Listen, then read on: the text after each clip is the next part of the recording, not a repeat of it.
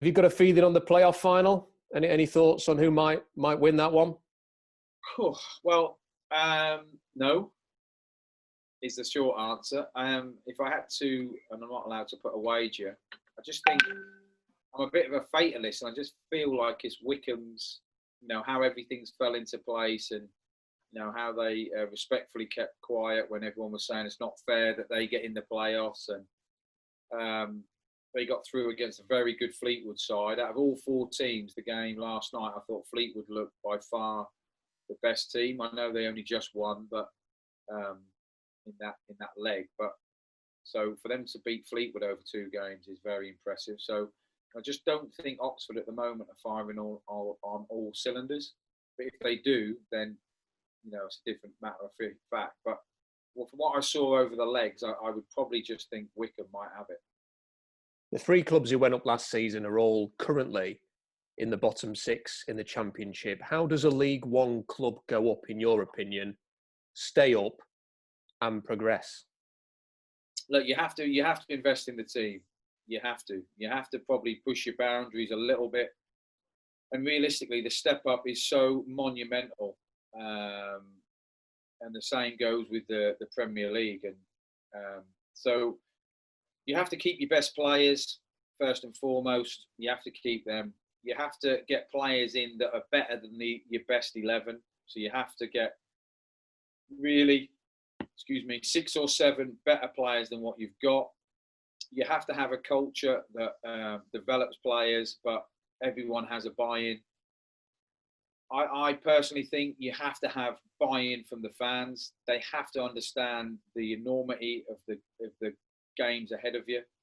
So, in all due respect, let's say Stoke stay up and we play Stoke next year, and if half our fans turn up, if they're allowed into the ground, thinking, well, Stoke didn't do good last year, this should be an easy game. That is, that is like pouring vodka into your eyeballs. That is full lunatic, that. So I think you really need to, improve on the players you've got. You've got to make them tactically better, physically better. You've got to get better players in the ones you've got, and you can't lose your best players. And the ones you do lose, the ones you accept the fact that, their time's up, or they don't buy into your culture, or they don't want to be part of it.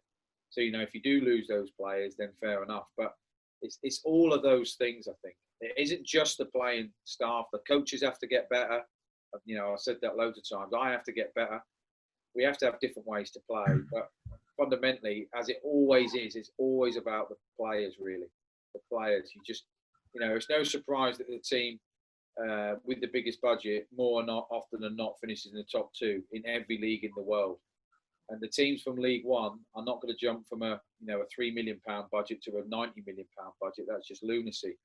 But it's just about trying to stay in and trying to build small steps, which isn't easy. And better people than me have failed, and better people than me have succeeded. So at the moment it looks a little bit ominous, but with the whole Wigan thing, it might change the outlook for one of them anyway. But it's very tough, and you can see how tough the league is, because like the bottom 8 at the moment, there are some massive clubs. I think there's 3 teams in the bottom 8 who in the last 3 years have been in the Premier League.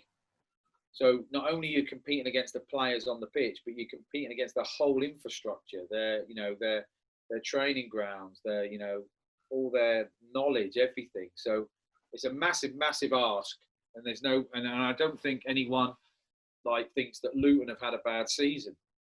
I don't think anyone thinks that Barnsley have had a bad season. They're doing their absolute best to stay in a very, very competitive league. So I don't think there's one answer to that, mate, but that is sort of my collective answer. Is there anything that you can take from your previous experience of taking a promoted side from League One to the Championship and use this summer as you prepare to do it again?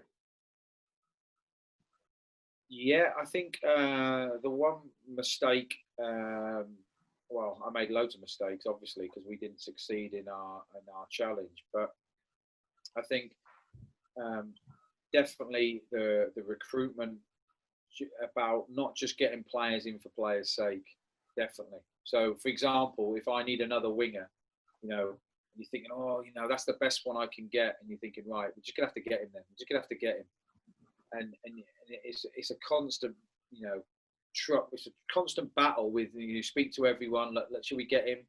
You know, he's not exactly what we want, but he's not bad. And then, you know, 2 weeks down the line, you hear so-and-so realise that this one from West Brom was available, and you're like, oh. So I think you've just got to be a bit more confident in waiting and just getting the best people in. Now, you know, it's not great. It's not exactly sexy for fans like reading this or listening to this, because they want you to sign players all the time. But I think, you've got to make sure that they're better than what you got. So, for example, if I sign a midfielder and he's exactly the same as Ben Wiles, for example, there's no point bringing him in. If he isn't better than Ben Wiles, or he isn't going to push Ben Wiles on, it's pointless. The other thing is, I just don't think it's a season where you can have too many projects. So, I mean, our coaches are very good. Our physical development side of it is very good. In League One, you can carry a few development players, but in the Championship, you cannot. No chance. If they can't hit the ground running in the Championship, I think you're struggling. Now, obviously, you can help them. I don't mean to sound as harsh as that, but you really need players to join in the summer that you think can play 30-odd games. And that is the difference, in my opinion, between the leagues. What are the protocols for training? What can you do and what can't you do now that you're back? Okay, so at the moment we have small groups of 6 or 7 players in a group, but they have to be distant throughout the group.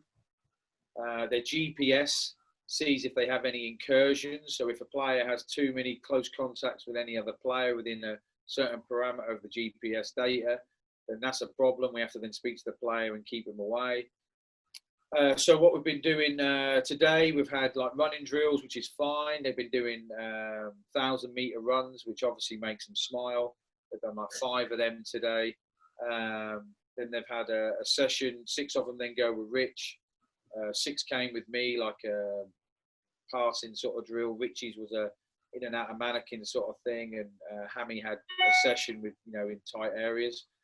But at the moment we aren't, until we get to stage 2, then we can have small, you know, competitive keep balls, small-sided games, and stage 2 and stage 3 obviously get a lot better. But we're still nearing the end of stage 1. So really it's just been more about getting some running into them, change of direction with the ball, different range of passing, just so we can reduce the soft tissue injury issues. And we haven't had them all in, apart from today. We had them all in at the same time as the first time, but back tomorrow, because I want to have a meeting with them on the hill in the rain, which cheered them up no end, obviously. But back tomorrow, they come in split time. So, you know, 6 will come through the gate at 10 o'clock, already in their training kit, already temperature checked in the car park. The test came back today. They were all negative again, which is good. They do their session. They can't shower. They can't go in the building. They do their outdoor weights in the rain, right, laugh, and then go through the gate. See you later. Next one's come in. So it is really, really alien at the moment. And it's weird. You know what sports people are like. Well, especially me. I love a high 5 or a low 5 for the shorter players. But there's none of that. So that seems really strange. Finally, do you think there's anything we can learn from the lockdown? And I mean that on a general point rather than strictly a football sense.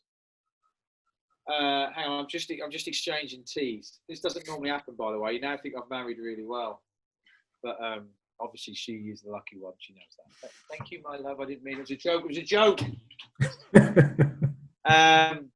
Anything we can learn about COVID? Personal hygiene, definitely.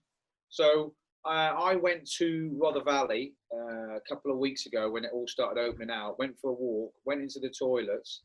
And I have a massive thing with men's toilets anyway, right? That if I ever in the men's toilets and someone walks out without washing their hands, so sometimes I have to stand in the men's toilets for 10 minutes for someone to push the door open so I can get out.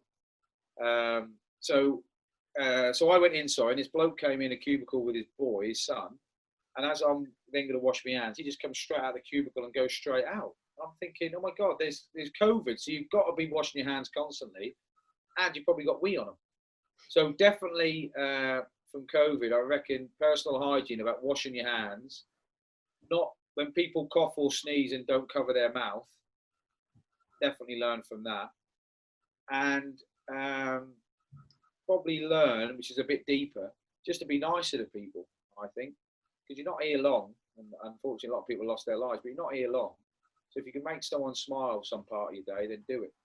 They're my 3 tips of the day.